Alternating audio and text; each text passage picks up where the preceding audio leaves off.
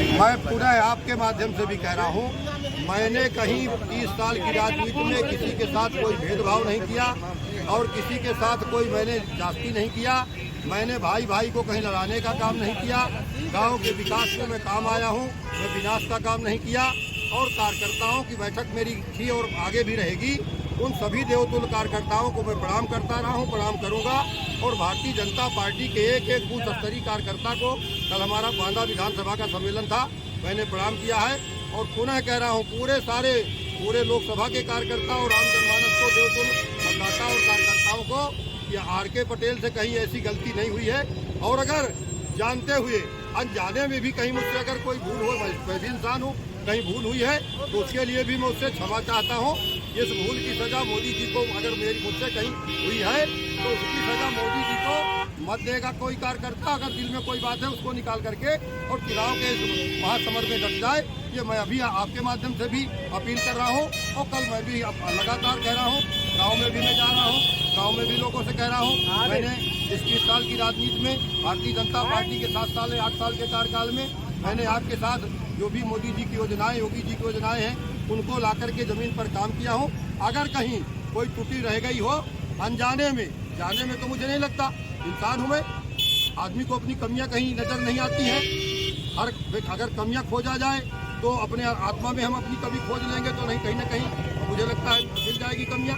तो ऐसी कमियां अगर कोई रह गई हो तो उनके लिए भी मैंने कहा है कि मैं आम आवाम से भी, जनमानस से भी और अपने देवतुल्य कार्यकर्ताओं से भी उसके लिए मैं सारी करता हूँ, क्षमा मांगता हूँ।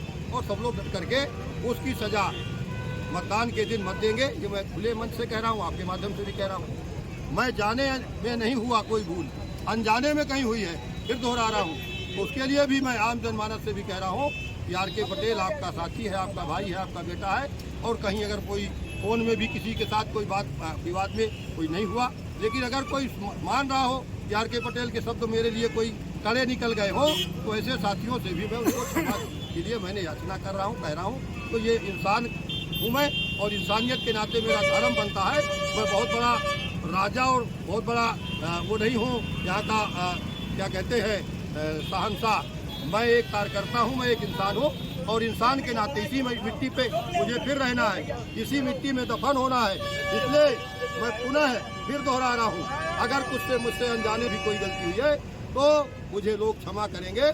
और मेरे लिए वो लग करके भारतीय जनता पार्टी को फिर से, मोदी जी को प्रचंड बहुमत से, पिछली बार 4,77,000 वोट पिछली बार मिला था, और 8,77,000 से बढ़ के इस बार 6,77,000 का आंकड़ा पार करने जा रही भारतीय जनता पार्टी। ये मेरा आपसे आग्रह है। इसीलिए मैंने कहा कि जो भी कहीं पर कोई, मैं बसपा में भी रहा हूँ, सपा में भी रहा हूँ, और उन तमाम दलों के लोग आज साथ में आकर के खड़े हो रहे हैं, बहुत सारे लोग शामिल हो रहे हैं। तो हो सकता है मंचों में भी उन पार्टियों के लोगों को, मैंने दलीय लोगों को कोई बातें ऐसी हुई हो तो उनसे भी मैं कह रहा हूँ, उन सारी बातों को राजनीतिक मुद्दों पर ना आकर के सारे लोग आकर के मुझे समर्थन कर रहे हैं। बहुत बहुत धन्यवाद। भारत माता की